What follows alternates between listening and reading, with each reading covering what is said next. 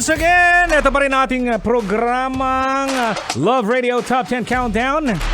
As what I've said a while ago, we have a guest. A guest na singer, songwriter, modern balladeer. Oh, ang initials niya ay MC.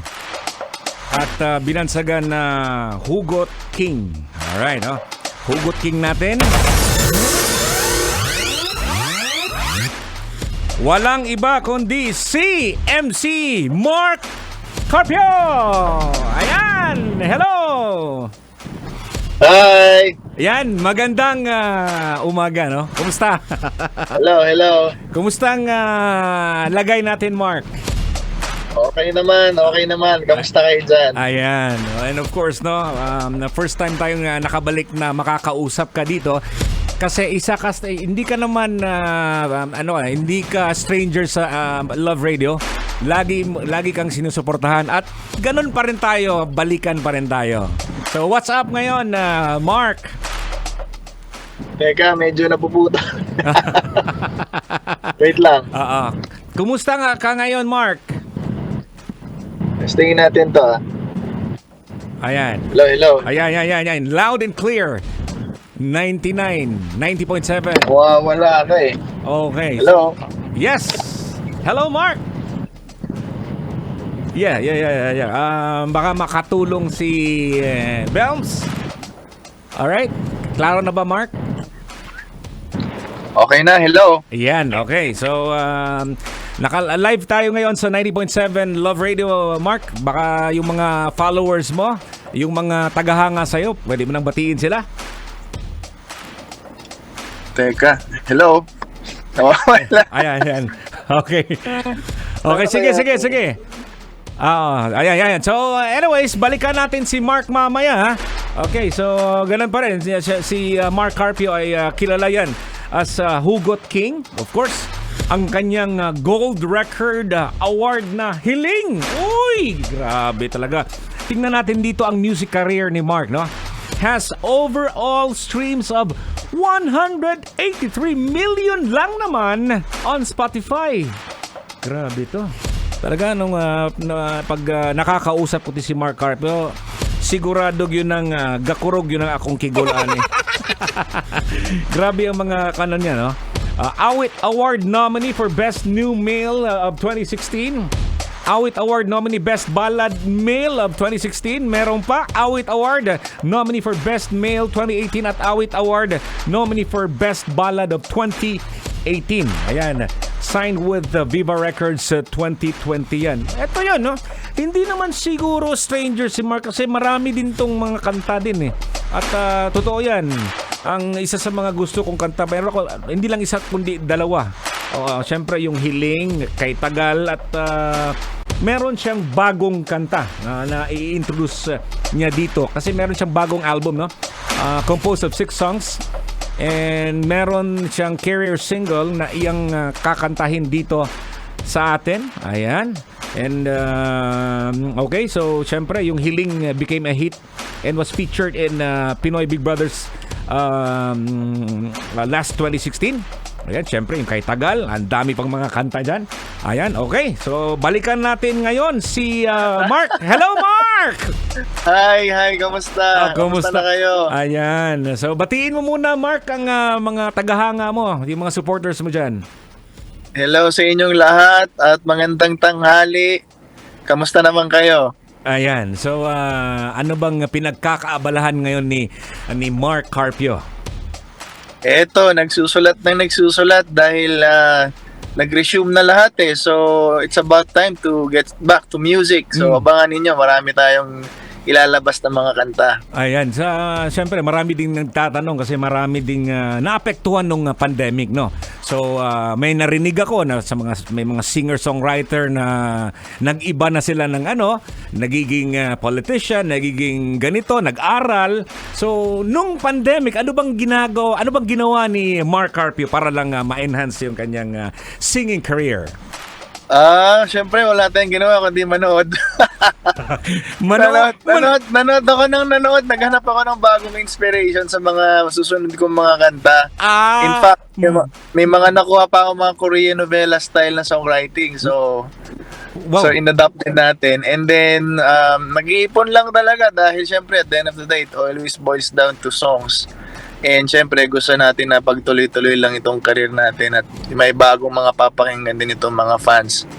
So, meaning to say, parang nag-evolve ka na rin, nag-iba ka na rin ng style mo na parang yung sa ballad, nag-adapt ka na rin ng style ng Korean novela songs, parang ganun ba? Oo, nagdagdag tayo ng style. Syempre, kailangan masamasabay tayo sa panahon. Tama, ayan. So, maliban dyan, nakita ko kasi dito sa ano mo, Mark, yung biography mo eh. Kasi, ikaw yung eldest of the three siblings, no? Anak ng isang doktor, tama po ba yan? Tatay ko. Oo. Hindi ba nagsabi sa iyo na ano na magiging isang doktor ka? Hindi magiging isang singer-songwriter o ano? Ano bang course mo, Mark? Iba-iba eh. Business, pero business ang pinaka degree. Hindi ba pumasok sa iyo na kumuha ng nung ano sa pandemic na mag-medical course? Hindi. More on real estate kami. Okay. So, malaking kita niyan. Okay. Eto, Mark, no? Meron tayong tinatawag ditong love deck. Ayan. So, yung love deck, ito yung cards na kung saan may mga katanungan dito na pwede mong sagutin, pwede ka rin mag-pass. Pero mas maganda ang sagutin mo para matutuwa tayo kung sino at ano si Mark Carpio. Ayan. Basta hindi mo ko pahihirapan, sasagutin ko lahat yan. Yes, definitely. Ito na. So, Carl, kunin mo na, Carl. Ito, papakuha ko. Ito. Okay, ito na. Babasahin ko itong love deck, ha. Ito na. Ang nakalagay. Ako, kaya yan. What's your favorite time of the day for sex? Ano, for? Sex. Text. Hindi. Sex as in S-E-X. Sex. Anytime, anywhere. Anytime? Anywhere. Anytime, anywhere. Yan, maganda yan. Yung sinabi mong anytime, pagpagod ka, pwede pa rin. Oo, laban lang. Laban. Hindi pwedeng mapahiya. Yun! Yan ang Mark Carpio. Hindi pwedeng mapahiya. Ayan. So, ikaw, bubunot na naman tayo, Carl, ng isa pa. Okay, so, yan si Carl. Ito. What's something that you've never admitted to anyone else? Kumbaga, yung sikreto mo dyan, hindi mo talaga pinagbigay alam. Kaya nga secret eh. Ba't mo inaalam? Hindi ka pwede. So, hindi mo kayang sabihin ba yun, Mark? Kung ano man yun, mananatili siyang sikreto. Eto, no, bago tayo tuloy-tuloy dito sa love deck natin, no. Gusto ko lang ding pag-usapan natin itong bagong album mo. Ayan, ano ba yung bagong album mo, Mark? Actually, itong hawak ko is a new single. It's under Viva Records and it's a cover song of Billy Joel. Okay, so ba't mo naisip na mag-rehash, mag-revive ng isang old song na kakaroon ka ng sarili mong kantang nito, yung cover song mo? Isa to sa mga paborito ko kasing kanta. Actually, mahaba yung listahan ko ng mga hinahanga ang mga artist, mga noong artist na gusto kong kantahin isa-isa. So, eventually, papunta to sa concert. Oh, so aabangan namin yan. Oo, kaya iniisa-isa ko sila ngayon. Ayun, okay. So, pwede bang maghingi ng sample, Mark? Kahit a few lines lang sa kantang, sa career single mo na Just the Way You Are, okay? Sige. Don't go changing, try and please me. You never let me down before. Don't imagine you're too familiar, and I don't see you anymore. I would not leave you In times of trouble, we never could have come this far. I took the good times. I'll take the bad times. I'll take you just the way you are. Galing talaga ng isang Mark Carpio. Maraming tagahanga sa iyo, Mark. Galing, galing, galing. So, are we expecting a concert this this year? Yes, this year it's in the planning session. Anytime, medyo malapit na. Wow. So, I'll let you know pag ready na lahat. Yan. So, syempre, ang Love Radio, lagi ang sumusuporta sa iyo. Kahit saan ka, ikaw din. Mahal ka ng tagahanga ng Love Radio. Ayan. Oo nga eh. Babalik ako dyan pagka yung aabot na ako, hindi na matatraffic. Ano bang ganap mamaya? Sige na, para naman mapuntahan ka dyan. Hindi. Pupunta kami sa Subic. Uy! Yung mga nasa Subic, pagbaboting, family reunion namin mamaya eh. Okay. So, nagpapa-relax, nagpapahayahay muna si Mark Carpio. Ayan. So, pwede pa ba akong bumunot pa ng isang card para... Ito. Pwede ba? Sasagutin Mukhang makapal yung cards mo, mahaba yan Ito na. Ang kulay. Sige, go. Green. Ayan. When was the last time you cried and why? You cried. Last week? Uy. Pwede ba naming malaman? Iyakin kasi talaga ako eh. Pwede ba naming malaman kung ano yun? Bakit ka umiyak? Actually, mababa ang luha ko eh. Pagka meron akong napapanood, minsan, pagka natatouch ako dun sa palabas na naluluha ako. Or minsan, pag may naaalala akong mabuti or hindi rin mabuti. Or minsan naman, habang nagsusulat. So, yung huli kong iyak, nung meron akong sinusulat na kanta, minsan pag napapayak ako habang sinusulat, ibig sabihin maganda siya. Yan. Totoo yan. Kasi it comes from the heart eh. Yan. Yeah. Oo. So, isa pa, pwede pa naman eh. Pwede pang isa siguro. Ayan, pwede pa. Last siguro to para hindi ka na ma-hot seat dito ha. Okay, isang deck yata yan eh. Pagilan na ba to? Card, pagilan na to? Mga pang-apat pa lang to. Tingnan natin. Ito. What's one of your secret sexual fantasies?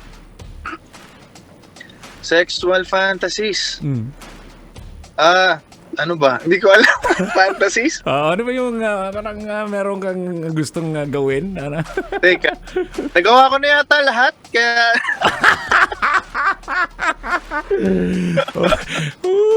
Sige. So, Baya mo pag nalista ko yung bago kong fantasy, papaalam ko sa'yo. Sisend ko kagad. Wow! Okay, so are we expecting Mark Carpio dito sa Aliwan Fiesta? Siyempre, bakit hindi? Kaya lang naman inaantay ko eh. Yun, sabihin na natin. Kailan ba yan? Kailan? This will be on July... July, tingnan natin July 13 to 15. Ayan. Pwede, Ayan. pwede. So, kakausapin ka Pwede. lang ng ating alums na. Oo naman. So, Kayo pa. Oo. At maraming... Sa mga, ito lang, isi-share ko lang sa mga hindi nakakaalam. Sa mga lahat na nakikinig, napakalaki ho na naitulong sa akin ng Love Radio. Kaya nagpapasalamat ako dahil sila ho yung tumulong sa akin na nagsisimula pa lang ako sa music career ko. And full support talaga sila. Lahat ng releases ko, they're playing my songs every day sa buong Pilipinas. Kaya nagpapasalamat ako sa inyo. And sana magpatuloy pa kayong magsuporta, lalo na dito sa mga susunod ko pang i-release na mga kanta. Ayan, tama-tama yan. Totoo yan, Mark, no? Talagang sumusuporta po kami. At baka meron kang advice dyan sa mga gusto pang, yung mga baguhang mga singer-songwriter o kay mga banda na gusto kang gayahin para, di ba, alam mo naman yun. Any advice? Huwag ka lang titigil. Kasi ako, I started late sa music industry. I started when I was 28. Akala ko dati, wala na akong chance. Akala ko dati hindi ko na mabibigyan ng pagkakataon yung passion ko sa music. But then again, I never stopped trying. In fact, yung Hiling, nakakatatlong taon na akong announcement na yan ay magiging first single ko at that time. And then akala ko hindi ko na siya magagawa. Pero nung third try ko, ayun, pinick up ni Love Radio yung hiling. Kaya maraming salamat. Ayan. Alright. Maraming salamat din, Mark, na nakasama ka namin dito sa ating Love Radio Top 10 Countdown. At I'm hoping again na makakasama ka ulit dito sa ating programa. Of course, todo suporta si Totoy Bato sa iyo diyan, at syempre sa lahat ng mga gagawin mo sa buhay. Baka mayroon kang event, no? Na wala ba para naman ma-announce dito na puntahan ka at Tentative date ng concert July 1. July 1. Saan ba 'yan? Music Museum. Music Museum with the Mark Carpio. Alright, no? Meron pang last words or gusto mong sabihin, Mark, para sa ating mga tagahanga? Gusto ko malaman yung fantasies mo. Ibubulong Alam ko mo, lang. ikaw lang may card din ako. Ito, sabi nung card ko. Anong nakalagay? Fantasies mo daw, ano daw. Siguro, sasabihin ko lang sa'yo pagharap ka dito sa Sige. sa MBC. Magpalitan tayo ng notes. Ayan, thank you very much. Yan, ang kilalang balladeer, singer-songwriter Mark Carpio, kasama natin dito sa ating Love Radio Top 10 Countdown Love Lounge. Ayan, so syempre, abangan nyo po yan, no? Every Saturday po yan from 11 in the morning until 1 in the afternoon. Of course, we'll be featuring artists, singer, songwriter, mga banda, mga baguhang mga banda na mga sikat, tsaka gusto pang sumikat. Siyempre, wala nang iba yan Kabisyo yan Love Radio yan The one and only Love Radio. Siyempre, kasama din si Totoy Bato. Alright, na. Okay, let's get it on with our next song. Tingnan natin to. Ay, bago ang lahat pala. Dito muna tayo pala. Ipi-play muna natin yung Carrier single ni Mark Carpio. Ayan, galing sa kanyang latest album. Of course, nakita ko doon mga 6 songs niyan. At saka nagtataka ako, no? Of course, so, before, sa isang CD, daghan man kayo sa usa ka CD. Pero karon medyo gamay-gamay na lang, no? Pero anyways, pinagpipilian siguro to yung mga ini-release ng recording company. So, di na natin patatagalin pa, no?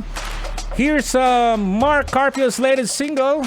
Ang Carrier single niya na it's a rehash song from originally done by Billy Joel.